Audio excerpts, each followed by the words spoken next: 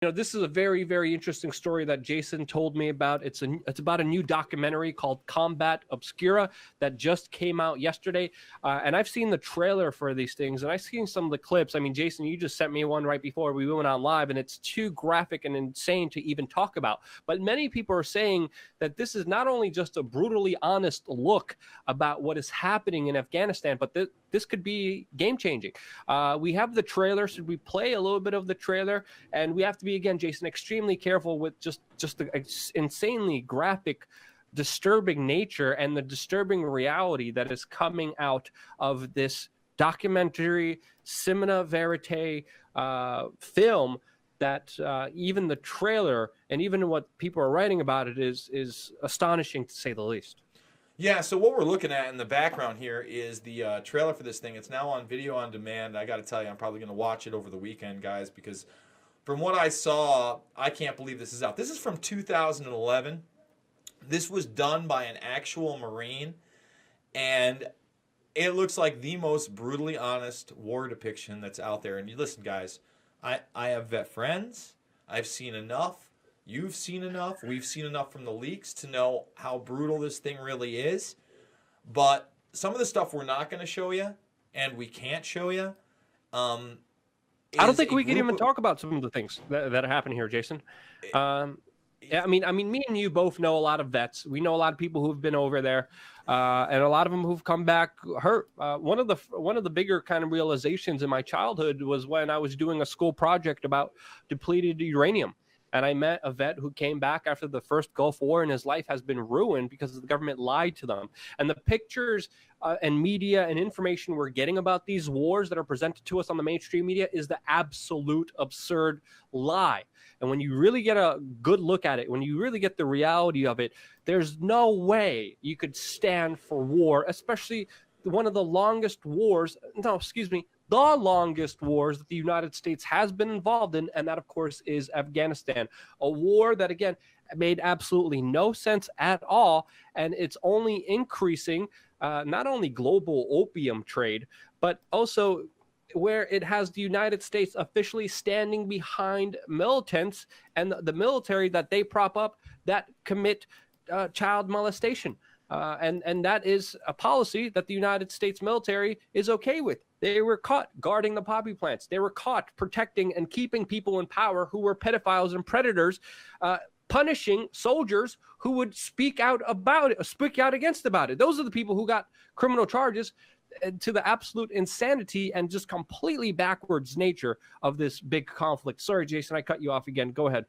So, again, if you look at this thing, Luke, the mainstream media, for instance, is saying things in this, needs to stop looking at these boys as heroes, right? Yeah. But if you scroll that's through... a big statement, Jason. That's a controversial statement that's going to piss off a lot of people. Exactly. Listen, when I told you about this, I said, we're probably going to get flack for covering this. But I wanted to point out that even in this, they kind of only show them going to hash farm, kind of lower level stuff, playing with a sex toy. But guys, that's nothing. Like the Washington Times did a piece, and they're like, wow, this is game-changing stuff. And then the Military Times, yes, the actual Military Times, a.k.a. the mouthpiece of our military-industrial complex, had to at least comment on it and said it's a brutally honest look at the blurred morality of the war in Afghanistan. And we're not going to show this video. This is from April, and it has about a 36-second scene. We're just going to show you this little thing. You can go check it out if you want. But it is a dead civilian with soldiers around him, treating him like a dead deer by name. It's like killing a deer. And then when they realize he doesn't have a gun on him, they ask where they can hide the body. It's very tough for me to watch these things. But it's even tougher for me to remain silent and act like it's okay to still be in these countries and have these things happening like they're not, Luke, and supporting the politicians, the establishment types like Joe Biden that want to run for president, that Beta O'Rourke's that want to stay there. I mean, get out of here. This shit has to end, bro. It's absolute lunacy to have And again, let's call it what it is: brainwashing, absolute brainwashing. What we have on television compared to the actual reality, not only that the soldiers have to deal with, but also how the military contractors just screw the soldiers over time and time again. And this is an important topic to talk about because we have to understand a historical context here.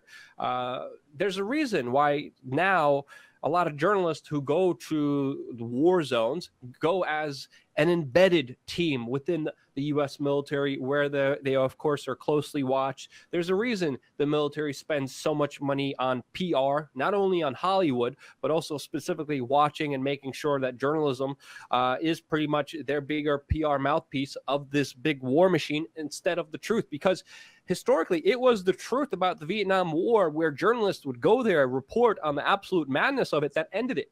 Truth ends wars. Real journalism ends wars, and we don't have any of that. This is a first kind of look into the reality of some of the grotesque, horrible, inhumane situations. One of the worst things in our world are coming from Afghanistan. The abuses of children, the drugs, just the senseless nature of it all, trying to bring democracy, trying to bring liberation. No, that's not going to work. It hasn't worked. And Donald Trump, again, saying, oh, we're just going to be there just a little bit more. I mean, he like even hinted a little bit at sending the troops back from Afghanistan, which of course he went back on. And again, everyone was crying, how dare he do that? Well, I dare people to watch clips that are coming from this movie, or even this movie. I haven't watched it yet, but it came out yesterday. I'm going to watch it too. We should do a review of it on the backup channel. I dare people to watch the realities of the clips that are coming from here and then have that same argument, because they wouldn't. There's no way that this is possible at all. And it couldn't be more transparent than ever that this whole war in Afghanistan is not about liberation. It's not about democracy. It's about power. It's about natural resources. It's about money. It's all based on a lie. And the reporting on it is a lie. And finally, we get a little peek of the truth. And wow, surprisingly, it's shocking, Jason.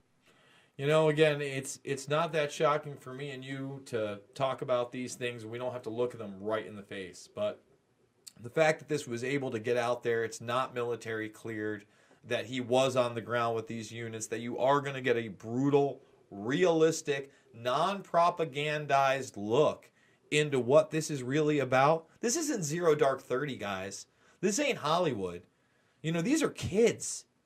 I'm a big proponent of self-responsibility and getting out there in the world. But you got to realize, when you take an 18-year-old kid and you throw them into a 3-month-long boot camp for the first time they've ever been away from their family, and you literally put them through these brainwashings, you hand them a gun, and within 18 months or less, they're in a foreign land where they don't understand the people. You don't think that's a volatile situation?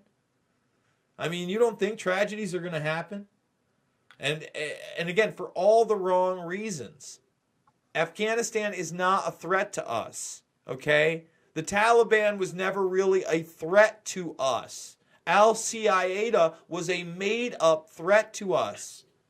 I'm sick of all this Muslim outrage and hating. The bottom line is, when you look at large-scale attacks, they always have the earmarks of government at least funding those radicals, if not facilitating the attacks themselves, like in the World Trade Center bombing in 1993, when the FBI had to make the bomb their own informant. Come on, guys, wake up. Yep. Or creating blowback and situations that lead to these disastrous global situations where now there's, literal, let's be honest here, there are crazy people who do want to hurt other people because of this radicalization.